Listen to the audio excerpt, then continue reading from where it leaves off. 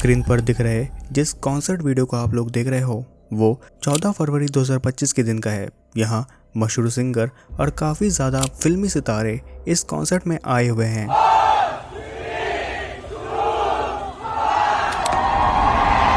और उन स्टूडेंट्स के लिए परफॉर्म कर रहे हैं जो कि ओडिशा के एक फेमस इंजीनियरिंग कॉलेज के IIT यानी कि Kalinga institute of technology industrial के छात्र थे। कॉलेज के इस एनुअल फंक्शन में जहां कॉलेज के सारे स्टूडेंट्स और स्टाफ इस कॉन्सर्ट का लुत्फ उठाते हुए काफ़ी ज़्यादा मौज मस्ती के साथ इस कॉन्सर्ट को एंजॉय कर रहे थे, वहीं उन मासूम स्टूडेंट्स को ये अंदाज़ा बिल्कुल भी नहीं था कि इस हंसती खेलती शाम के बाद उन लोगों के साथ आखिर क्या होने वाला है।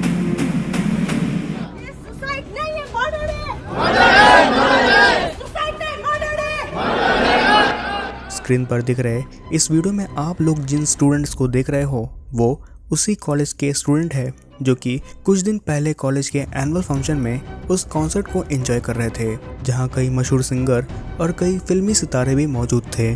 पर आखिर ये स्टूडेंट्स किस पर इतना ज़्यादा भड़क रहे थे और आखिर क्यों ये स्टूडेंट्स जिस कॉलेज में कई सालों से पढ़ रहे थे उसी कॉलेज का आज वो लोग विरोध करने के लिए उतर आए थे। जानते हैं इन सारी चीज़ों की असली वजह इस क्राइम डॉक्यूमेंट्री में। स्वागत है आप लोगों का क्राइम ट्यूब में और आप लोग देख रहे हैं द केस ऑफ प्रकृति लामसाल।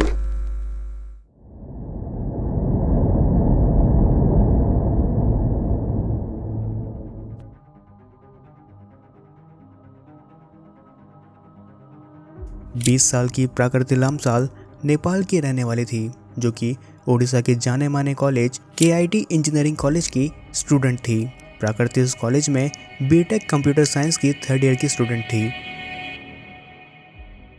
16 फरवरी 2025 कॉलेज में हुए एनुअल फंक्शन के 2 दिन के बाद जब कॉलेज के सारे स्टूडेंट एनुअल फंक्शन के टॉपिक पर बात कर अपनी यादों को ताज़ा कर रहे थे, वहीं 16 फरवरी की शाम करीब 5 से 5:30 बजे के बीच में जब कॉलेज के स्टूडेंट को ये पता चलता है कि उनके बीच की एक नेपाली स्टूडेंट प्रकृति लामसाल ने अपने ही रूम में फांसी लगाकर आत्महत्या कर ली है, तब कॉलेज का सारा माहौल एक झटके में बदल जाता है। और इस घटना के बाद जब प्रकृति की मौत की खबर धीरे धीरे कई स्टूडेंट तक फैलने शुरू हो जाती है, तब कॉलेज के प्रशासन इन सारे मामले को दबाने के लिए कई स्टूडेंट को उन्हीं के रूम के अंदर बंद कर देते हैं और उन स्टूडेंट्स के बाहर जाने पर रोक टोक लगा दी जाती है।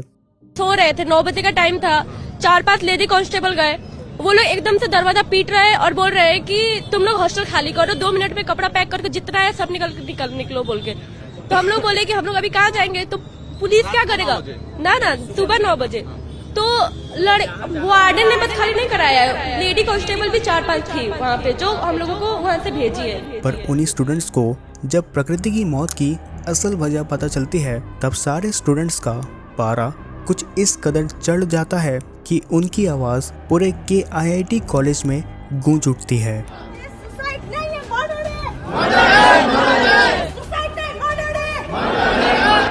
और यहाँ पर कॉलेज के स्टूडेंट्स का खून तब खौल जाता है जब उन्हें ये बात पता चलती है कि प्रकृति ने अपनी जान यूं ही नहीं बल्कि उस लड़की की वजह से ली है जो कि उसी कॉलेज का स्टूडेंट था। और तो और ये स्टूडेंट और कोई नहीं बल्कि लखनऊ का रहने वाला 21 साल का अद्विक श्रीवास्तव था जो कि मैकेनिकल ब्रांच का BTech का 3rd ईयर का स्टूडेंट था। प्रकृति और अद्विक पिछले 2 सालों से रिलेशनशिप में थे और पिछले 1 साल पहले ही 2024 के नवरात्र में उन दोनों का ब्रेकअप हुआ था। यहाँ पर जब प्रकृति अद्विक के साथ रिलेशनशिप में थी तब अद्विक प्रकृति को प्यार का नाम बताकर उसको अपने साथ फिजिकल होने की मांग किया करता था और इसी मांग को कर वो उसे हैरेस किया करता था। और इन्हीं सारी चीज़ों से तंग आकर प्रकृति ने अद्विक को ब्रेकअप दे दिया था और उसके अगेंस्ट IRO यानी कि इंटरनेशनल रिलेशन ऑफिस में जाकर कंप्लेंट रजिस्टर करवा दी थी। पर KIT जैसे बड़े कॉलेज का नाम देखकर IRO ऑफिस ने इस मामले पर ज़्यादा सख्ती नहीं बरताई, क्योंकि अगर IRO ऑफिस इस मामले को सीरियसली लेती तो शायद प्रकृति खुदकुशी न करते हुए अपनी जान यूं ही कुर्बान नहीं करती। यहाँ पर प्रकृति की मौत के बस कुछ ही घंटे बीते हो गए, वहीं अद्विक भुवनेश्वर से भागकर कोलकाता जाने की तैयारी कर रहा था। पर पुलिस की टीम को जब अपने कुछ खबरियों से ये बात पता चलती है तब पुलिस की टीम अद्विक को एयरपोर्ट में ही अरेस्ट कर लेती है। यहाँ पर ये रही वो फ्लाइट की टिकट जिसकी मदद से अद्विक इस पूरे मामले से बचकर भागने की कोशिश कर रहा था। लेकिन यहाँ पर पुलिस वालों के आगे कुछ ऐसे खुलासे आते हैं जिसको देख ये साफ तौर पर पता चल रहा था कि ये कोई सुसाइड नहीं बल्कि एक प्री प्लान मर्डर था। अब आप लोग इस टिकट पर मेंशन उस टाइम को देखिए जिस पे 1:47 का टाइम लिखा हुआ है, जो कि प्रकृति की मौत से कुछ ही घंटे के पहले का है। और यहीं पर पुलिस वालों को ये सारा मामला पानी की तरह बिल्कुल क्लियर नजर आ रहा था। यहाँ पर KIIT कॉलेज के स्टूडेंट्स जब प्रोटेस्ट कर प्रकृति को न्याय दिलाने की मांग कर रहे थे, वहीं कॉलेज के स्टाफ उन टीचर्स के साथ मिलकर इस पूरे मामले को दबाते हुए उन स्टूडेंट्स के साथ हाथापाई करने के लिए उतर पड़े थे। और ये मामला यहीं पर नहीं थमा था, बल्कि कॉलेज की फीमेल टीचर्स ने भी कॉलेज में पढ़ रही उन लड़कियों को धमकाना शुरू कर दिया था। 40,000 बच्चों को अभी खिला रहा है, पढ़ा रहा है, फ्री में बिठा के। कंपनी का उतना बजट होगा जो हो गया, कुछ नहीं रिकॉर्ड कर रहे हो, करो रिकॉर्डिंग करो, आप भी कर रहे हो। नहीं कोई बोलो मत, सामान जल्दी पैक करो तो पुलिस आके पैक करेगा। इतना ही नहीं बल्कि 20 साल की प्रकृति का बॉयफ्रेंड अद्विक प्रकृति को किस कदर ट्रीट किया करता था, वो आप लोग इस ऑडियो क्लिप को सुनकर अंदाजा लगा सकते हैं। मेरे मुंह मतलब मैं सच बता रहा, कुछ उल्टा सीधा कर दूंगा। पूरा दिन शांति से रहा था, जब आती मार्क्स गाड़ी चली आती है, मेरी मैंने स्टार्ट किया सब। माफी मांग प्रकृति, मेरे मुंह मतलब बोल क्या, मैंने क्या स्टार्ट किया है की बच्ची, मैंने क्या स्टार्ट किया बोलना। से बड़ा मुंह चलता तेरा, पट कॉल करने, सिर्फ इसलिए कॉल सोच लेता हूँ तेरे बारे में, वही मैं हक देता हूँ। खाली तेरा पूरा दिन मेरा सुकून से गया था। जरा सी चीज होती झट तेरे कुछ नहीं अकल में आया, झट तूने कुछ नहीं सीखा, ज्ञान चौधरी थी बीच में। हाँ मैं अपने आप को सही करूंगी, मैं अपने आप को शांत करूंगी, लाना कुछ नहीं कर पाई तू। हाँ मुंह खोलती हक देती है, क्या बिगाड़ा भाई मैंने तेरा, क्यों मेरे मुंह लगती सुबह शाम। मुझे कॉल ही ना क्या कराते, वही तो मेरी गलती तो कर दिया था। वही तो अपनी गलती मान और निकल। तेरे से अपनी गलती नहीं मानी जा रही तूने, माँ चुदाई। आप मांग गया मैंने कुछ। यहाँ पर पुलिस वालों की टीम ने प्रकृति की डेड बॉडी को पोस्टमार्टम करने के लिए KIMS, जो कि KIIT का एक हिस्सा था, वहाँ भेज दिया था। और इसके अलावा अद्विक को एयरपोर्ट में पुलिस वालों ने अरेस्ट तो कर लिया था, लेकिन प्रकृति की मौत के बाद कॉलेज के प्रशासन अपने झूठ पर पर्दा डालने के लिए एक ऐसी साजिश को रच रहे थे जिसे कॉलेज के वे स्टूडेंट्स काफ़ी आसानी तरीके से समझ रहे थे। यहाँ तक कॉलेज के प्रशासन ने कॉलेज की इमेज को बचाने के लिए बड़े ही होशियारी के साथ प्रकृति के लैपटॉप, फ़ोन और उसकी सारी चीज़ों को उसके रूम से हटा दिया था, ताकि पुलिस वालों के हाथ वो कोई भी एविडेंस ना लगे जो कि इस सुसाइड को मर्डर साबित कर सके। और यहाँ ये मामला जब बद से बदतर होने लगा, तब कॉलेज के फाउंडर अच्युता सामंत वहाँ खुद आकर कॉलेज के स्टूडेंट्स से बात कर उन्हें अपनी मीठी मीठी बातों में उलझाने लगे।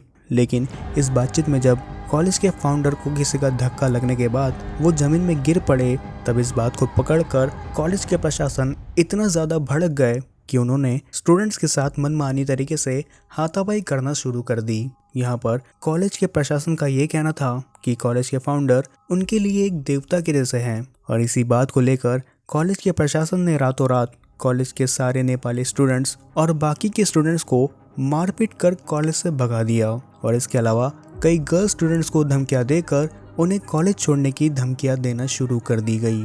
जहां एक नेपाली स्टूडेंट ने अपनी जान लेकर अपनी पूरी ज़िंदगी ख़त्म कर दी थी, वहीं कॉलेज का प्रशासन इन सारी चीज़ों को समेटने के बजाय बल्कि और भी ज़्यादा बिगाड़ते हुए नज़र आ रहा था। ये मामला इतना ज़्यादा बिगड़ने लगा कि इस बात की खबर जब नेपाल के PM तक पहुंची, तब नेपाल के PM KP शर्मा ओली जी इस सारे मामले की तह तक जाते हुए उन्होंने उन नेपाली स्टूडेंट्स की मदद करने के लिए अपने 2 ऑफिसर्स को भेज दिया, ताकि वे लोग इस पूरे मामले को समझ सके और उन नेपाली स्टूडेंट की मदद कर प्रकृति को जस्टिस दिला सके।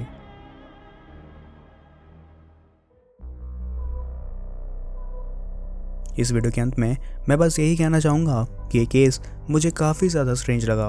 एंड अगर आप लोगों को ऐसे ही क्राइम डॉक्यूमेंट्री या फिर ट्रू क्राइम स्टोरीज देखना पसंद है, तो आप लोग आज ही हमारे चैनल क्राइम ट्यूब को सब्सक्राइब कर बेल आइकन को प्रेस कर लीजिए। मैं मिलता हूँ अगली नेक्स्ट क्राइम डॉक्यूमेंट्री वीडियो के साथ। तब तक के लिए stay safe, stay healthy and stay alert. Bye bye.